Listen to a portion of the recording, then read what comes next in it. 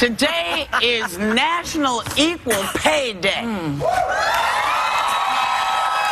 Yeah. It's a day devoted to strengthening women in the workplace. Though we are still paid about 80% of what a dude makes.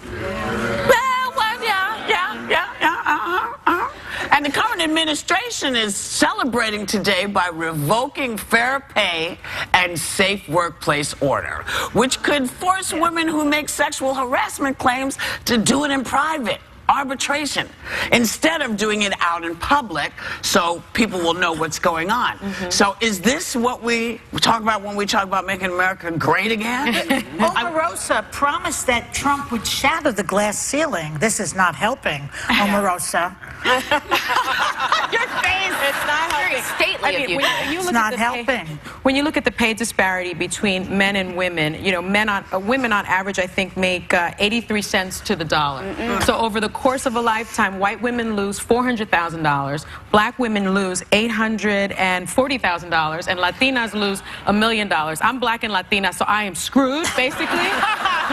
Not necessarily. But what is interesting also is, if you look at the number of households that are led by women, there are 80% of our U.S. households are headed by single mothers. And so we're who are about to get screwed in the tax plan, in the tax plan. So our women and our women-led families are becoming impoverished because of these policies. I want to just dispute that statistic for us for 1 second. Black and Latina? No. That's true. That's true, and I love you for it. The Department of Labor statistics. Just so people understand, they're not comparing two people, two co-workers, one man and one woman in the same job when they get these statistics, which is why they're flawed. They're comparing the median earnings of all full-time female employees and all male employees. So they're not accounting for. I think it could be worse. They're not accounting for how many hours you work in a week. They're not accounting for your experience, your education, the industry, why you pick the job that you pick. So they're skewed. When you actually do the numbers and you factor all that in, it's only a few percentage points difference, which should be corrected and should not happen. I think it's but probably, these numbers are I think skewed. when you factor it in, it's probably worse. No, it's not. I think it's probably worse. You find that men, for example, work an average more of 2 hours a week than women in the same job. Why? We don't know why that happens. But if you're working more, whether you're a man or a woman, I think you should be paid more for that work.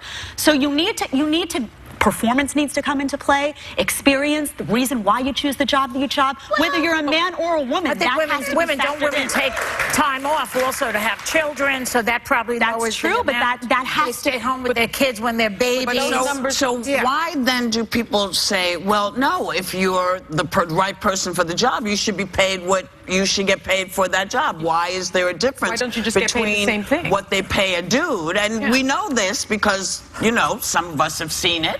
So why isn't it more about, listen, we're not going to pay you as much because you're working less hours? Why isn't it described that way as opposed to? Well, and also I think with what Jed's saying, you're clarifying that specific statistic. Yes. It does not mean that there aren't plenty of examples where a woman is in the same job and is getting less. That's why it's probably, the numbers are probably worse. But Ivanka had tweeted today, he, meaning her father, will fight for equal pay for equal work, and I will fight for this too, right alongside of him. I'm just curious, as she tweets today, where she was when these two things were rolled back in regard to the fair pay and the... Wasn't she in Iraq with her husband? No, she wasn't there.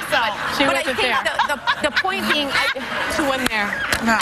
Because doesn't he pass... I mean, everybody keeps telling me, well, no, he passes everything in front of her when it comes to women. Did she miss this? I have no idea, but I don't understand the pro sign. Maybe Jed can explain this. What the benefit to Trump rolling this back is other than big business, because it does protect the idea of transparency of pay. Right. Yeah. So holding companies accountable for what they pay. Also, they don't want these people who are sexual harassers to be out there in public. Yeah. They want it all behind the scenes so that people like O'Reilly, who's in the news right now, wouldn't have all this publicity.